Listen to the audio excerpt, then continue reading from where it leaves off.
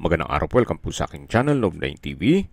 Patalasasan po, meron po ba kayong mga properties na napapabayaan or non-performing assets? Plan nyo ibenta, pero wala kayong oras sa pagbenta nito. Kung ito'y pagkakatiwala nyo po sa amin, tawag lang po kayo sa aking numero, usap po tayo, gawin ko po ng video for free. Yes, libre po, wala po kayong babayaran. Tutulungan pa namin kayong mabenta ang inyong property. Kami na po bala sa marketing, sa boosting or paid ads. Even sa tripping, hindi na po kayo mapapagod sa pag-entertain ng mga buyers. Kami na po bala sa lahat. Tawag lang po kayo. Nandito po tayo ngayon sa St. Charbel Subdivision dito sa Dasmariñas, Cavite. Meron po tayong bagong video presentation. Isang residential lot. Lot area na 150 square meters. Ito po'y titulado, buhay po ang may-ari, kaya wala po kayong maging problema sa documentation o sa transfer ng title. Mula po dito sa cemented road, medyo elevated po ang lupa, kaya hindi nyo na po kailangang magpatambak at ito'y patag. Ang hugis ng lupa po ay regular cut o eskwalado. Then sa dulo po ay yung perimeter fence.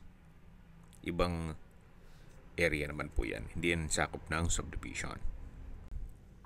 Kumpleto din po ang amenities at meron pong 24 hours security. Dalawa po ang entry at exit points nitong subdivision.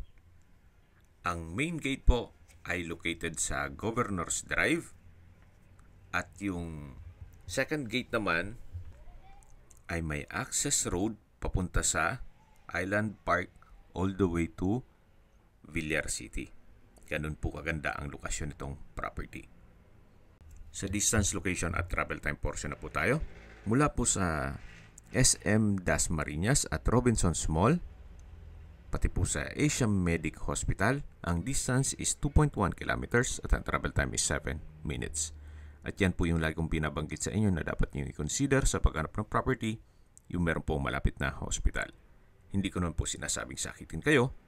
Yan naman po for emergency purpose lang naman. At mula naman po sa St. Paul College, Island Park Campus, ang distance is 3.7 kilometers at ang travel time is 8 minutes.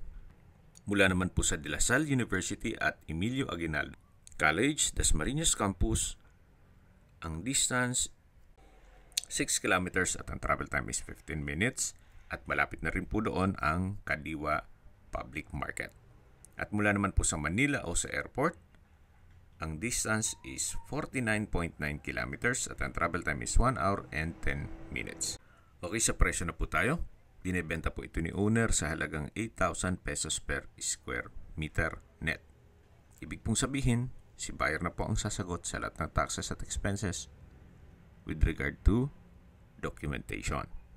Recap lang po, ito pong property ay nasa loob ng isang subdivision at may lot area na 150 square meters. Ito po'y titulado, buhay po ang may-ari kaya wala po kayong maging problema sa documentation o sa transfer ng title. Kung may mga katanungan po kayo, tawag lang po kayo sa aking numero.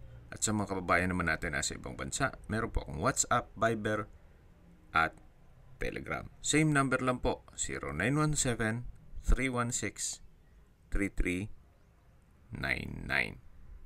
Sa mga nagtatanong naman po ng aming Facebook, meron po aming Facebook page na Nov9 TV at Facebook Real Video. Meron din pong TikTok at Instagram. May ibang YouTube channel po kami, the Nov9 TV channel, Nov9 TV Listings, Nov9 TV On The Spot, Nov9 TV Updates, at Nov9 TV House Rental. Sana po naibigyan nyo ang video presentation. Paki-like and subscribe na lang po sa aking channel para ma-update din po kayo sa aking future listings. Kung sakali po hanap nyo yung mas malaking sukat ng lupa, meron din po kami ibang listings na pwede nyong pagpilian. Huwag po kayong mag-atubiling tumawag sa amin.